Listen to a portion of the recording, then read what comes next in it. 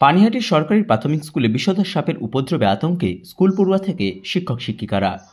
নিশিদিন hospital, অর্থ সব নয়, পরিষেবাই আসল কথা। ঠিকানা রবীন্দ্রপল্লী, কল্যাণী হাইরোড, ওয়ার্ল্ডস মোড়ের নিকটে। যোগাযোগ 8617781276।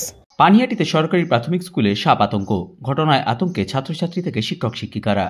সেই আতঙ্ককে সঙ্গী করেই চলছে পঠন পাঠন। যদিও এমতো অবস্থায় স্কুলের পাশে থাকার আশ্বাস দিয়েছেন পানিহাটি পৌরসভার উপপৌরপ্রধান সুভাষ চক্রবর্তী। চাঞ্চল্যকর ঘটনাটি ঘটেছে পানিহাটি পৌরসভার 20 নম্বর ওয়ার্ডের মহেন্দ্র প্রাথমিক বিদ্যাপীঠে। স্কুল কর্তৃপক্ষের বক্তব্য, সাপ আতঙ্কে স্কুলের পার্শ্ববর্তী অঞ্চল ঝোপ জঙ্গলে ভরে গিয়েছে। সেই জঙ্গল থেকে স্কুল চত্বরে সাপের উপদ্রব বেড়ে চলেছে। ওই জঙ্গল থেকে মাঝে মধ্যে বিষধর সাপ বেরিয়ে জানলা দিয়ে ঢুকে পড়ছে ক্লাসরুমে। গোটা বিষয়টি নিয়ে উদ্বিগ্ন স্কুল কর্তৃপক্ষের তরফ থেকে ঘোলা থানা ও পানিহাটি পৌরসভাকে অবগত করা হয়েছে। কি বলবেন? এই স্কুলের পিছনে তো এত বড় সাপ চিন্তাই করা যায় না, বাচ্চারা ভয়ে সব আড়ষ্ট। মানে আপনারা আতঙ্কে থাকেন? হ্যাঁ, অবশ্যই আতঙ্কে আছি। কালকে থেকেই আতঙ্কে আছি, কালকে থেকেই দেখা গেল কালকে বিরাট বড় চন্ডবড়া সাপ বলছে। কি বলবেন এই বিষয়টা নিয়ে? কি নিয়ে বলবো, আমি তো সবাইকে বলেছি এসে সাপটা ধরার জন্য বা কিছু করার জন্য। বাচ্চারা ক্লাস থেকে বেরোতে পারছে না, এসেই মানে দরজা জানলা খোলা যাচ্ছে না। পেছনে এরকম একটা জঙ্গল হয়ে আছে, সেই জঙ্গল পরিষ্কার করতে কি আপনারা বলেছেন? হ্যাঁ বলেছি তো। এবার যে মালিককে তো আমার চিনি না, মালিককে আমি আমার কাউন্সিলরকে বলেছিলাম যে ওই কলা বাগানটা যাতে পরিষ্কার পরিচ্ছন্ন করে দেয় বা কেটে দেয়।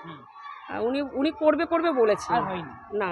আপনার নাম? তো আমরা আতঙ্কে রয়েছি, আর একজন শিক্ষক হিসাবে আমরা যারা রয়েছি শিক্ষক শিক্ষিকারা, বাচ্চাদের স্কুল বুঝতে পারছেন, একদম ছোট ছোট বাচ্চারা পড়ে, সবাই মিলে একটা আতঙ্কে রয়েছি। তাই জন্যই তড়িঘড়ি আমরা কালকেই খবর দেওয়া হয়েছিল, কালকে বেলার দিকে দেখা গেছিল, কিন্তু আজকেও যেহেতু আবার দেখা গেছে, আমরা সঙ্গে সঙ্গে বিলম্ব দেরি না করে আমরা কিন্তু লোক ডেকেছি এবং লোককে নিয়ে এসেছি। পঠন পাঠন দেখুন বন্ধনের ক্লাস তো চলছিল, কি করবো বলুন, কিন্তু আমরা জানলা দরজাগুলো ওদিকে পুরোপুরি টোটালি বন্ধ করে দিয়েছি।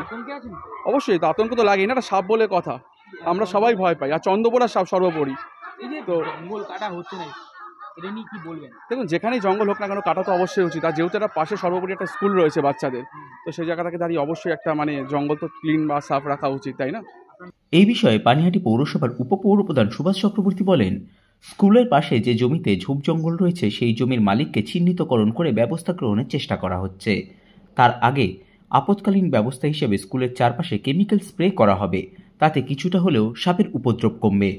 ব্যাপারটা হচ্ছে, যে জমিটায় জঙ্গল সেই জমিটা প্রাইভেট জমি, স্কুলের পেছনে প্রাইভেট জমি তো আমরা পরিষ্কার করি না। তবুও যখন কমপ্লেনটা এসছে, আমরা বলেছি ওখানে আমাদের একরকম কেমিক্যাল আছে, যে কেমিক্যালটা ছড়িয়ে দিলে সাপ কেন, যে কোনো পোকামাকড় ওখানে পালিয়ে যাবে, তারপর জমিটা পরিষ্কার করা যায়। আমরা আমাদের কাউন্সিলরকে বলেছি এবং দায়িত্ব নিয়ে তিনি করে দেবেন বলেছি।